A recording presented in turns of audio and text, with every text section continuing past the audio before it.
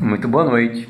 Estamos nós aqui em São Paulo no dia 10 de maio de 2018, 19 horas, pouco frio em São Paulo. E lá em Curitiba também, vai gelar em Curitiba, é um perigo quem está na prisão lá. O vídeo de hoje é o de número 100, eu propus falar sobre sistema e igreja, uma combinação implosiva. Muito bem, eu procurei ver alguma definição sobre sistema. A gente conhece aquelas acadêmicas, quem faz ou fez a administração de empresa estuda muito sobre sistema. E um deles diz o seguinte, uma dessas definições: conjunto de elementos concretos ou abstratos, intelectualmente organizados, eu digo, é o que faz mover a máquina produtora. Então, é o conjunto de elementos, máquinas, homens, espaço, tudo isso forma um sistema. A outra definição é conjunto das instituições econômicas, morais, políticas e, por que não dizer, religiosas de uma sociedade a que os indivíduos se subordinam. Claro que os hippies lá atrás, na década de 60, rejeitaram todo o sistema social, dessas instituições sociais. Um sistema também é um conjunto de elementos interdependentes, de modo a formar um todo organizado. Então, repetindo, é um conjunto de elementos interdependentes para formar um todo organizado. Vou dar um exemplo disso dentro da igreja. Por exemplo, escola bíblica dominical é um ente do conjunto. A classe infantil, o conjunto de louvor das crianças, são interdependentes, mas formam o conjunto organizado, que é a igreja. O que mais? No caso da igreja propriamente dito, aí vamos esclarecer isto, né? O aspecto físico e organizacional que mostram a sua funcionabilidade é também chamado de sistema. Não é a Bíblia que chama, por favor, né? Quem chama somos nós, porque reconhecemos esse conjunto para poder dizer que é um sistema. Por exemplo, Marcos 6 e 7, quando Jesus chamou seus discípulos e os mandou de 2 em 2, ele organizou esse pessoal de tal forma a facilitar a evangelização, ou por algum outro motivo que o Senhor no momento viu ser interessante. Mandou de 2 em 2, primeiramente aos perdidos da casa de Israel. Na multiplicação dos pães e peixes, mandou que se assentassem em ranchos de 100, de 50, está lá em Marcos 6 e 40. É uma organização, é portanto um sistema para a distribuição que o Senhor fez assim para facilitar, obviamente, o trabalho dos seus discípulos na distribuição do pão e do peixe. Portanto, sistema organizacional. A igreja, nesse sentido organizacional, ela é regida pelo Código Civil, a Lei 10.406 de 2002. Então você tem a igreja, grupo de pessoas, eclésia, ajuntamento.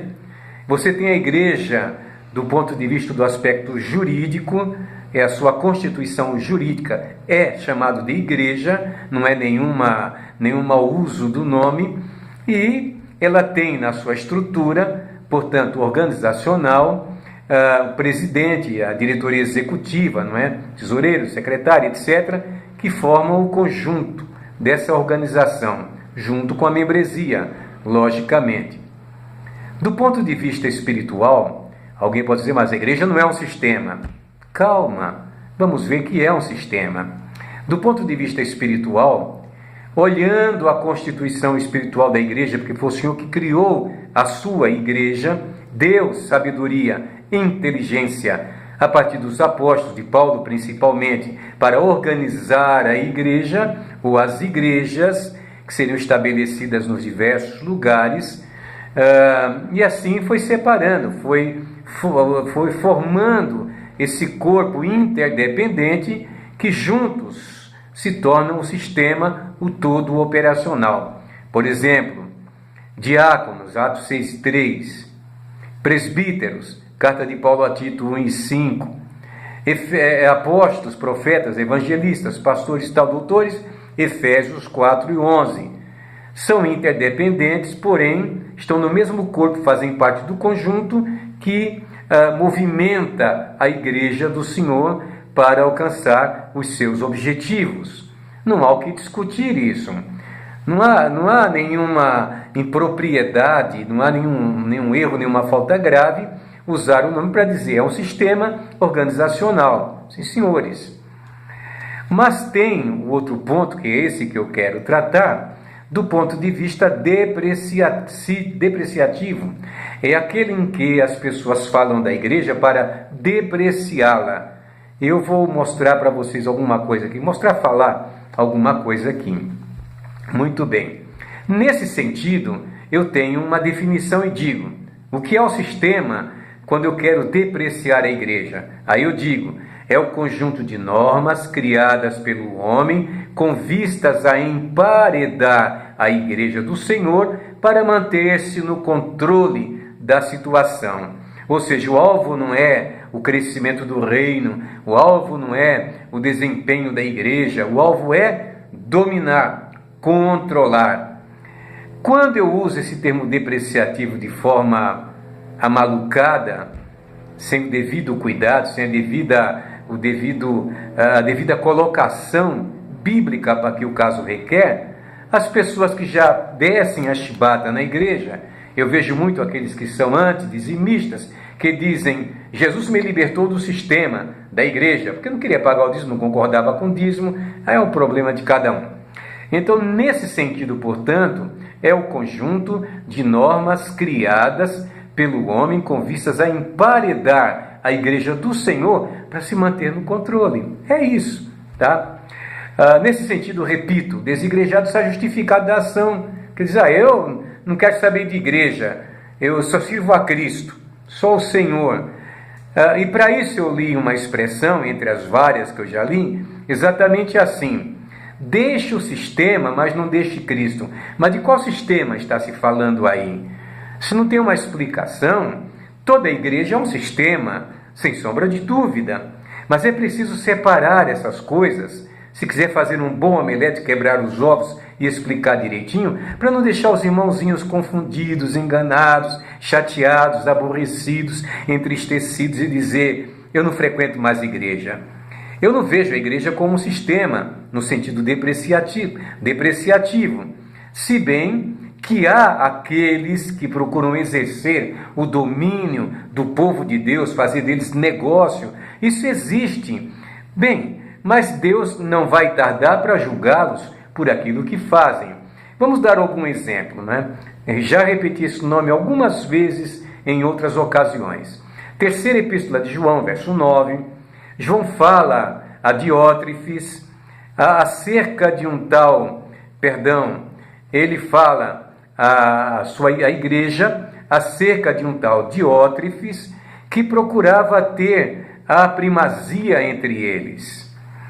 Bem, esse cidadão, ele não recebia ninguém, não queria receber, portanto ele emparedou a igreja porque ele queria ter exclusividade, ele queria ter o primado sobre a igreja. Isso acontece nos nossos dias, sem sombra de dúvida. Mas, queridos irmãos e amigos, se a gente for generalizar isso, nenhuma igreja serve. E a igreja existe porque o Senhor criou, não podemos abandoná-la, que é um erro gravíssimo. A igreja tem um fim em si mesmo, e neste fim nós concorremos para o bem-estar dela, que é manter a comunhão, manter o exercício fraterno, ajudar os necessitados. Esta é a finalidade. Que mais?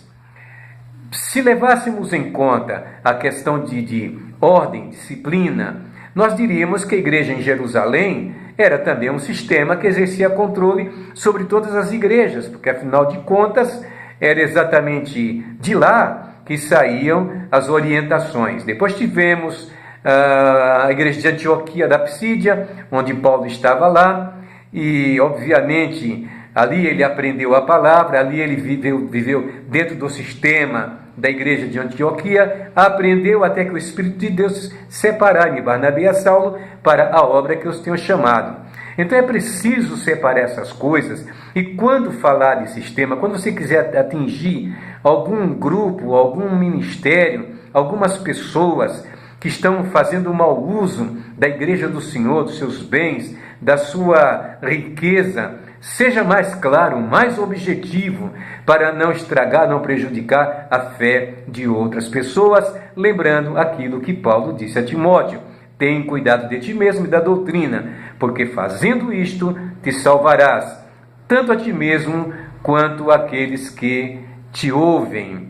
Portanto, é isto. Deus vos abençoe e vos guarde no seu grande amor. Espero ter me feito entender, porque a coisa mais importante é a gente ser cuidadoso e não capcioso. Jesus não tarda a voltar. E tem duas igrejas nesse final de tempo, que é, para mim, a igreja de Filadélfia, 3 e 7 de Apocalipse, tem pouca força, mas guardou a palavra do Senhor e tem uma porta aberta para ela. E a igreja de Laodiceia, que está navegando por esse mundo louco, que diz: eu realmente sou importante, não tenho falta de nada, rico sou, e o Senhor diz: tu não sabes que és um desgraçado, miserável, pobre, cego e nu. Portanto, eu creio que não está difícil entender. Beijo a todos vocês, Deus vos abençoe por sua bondade.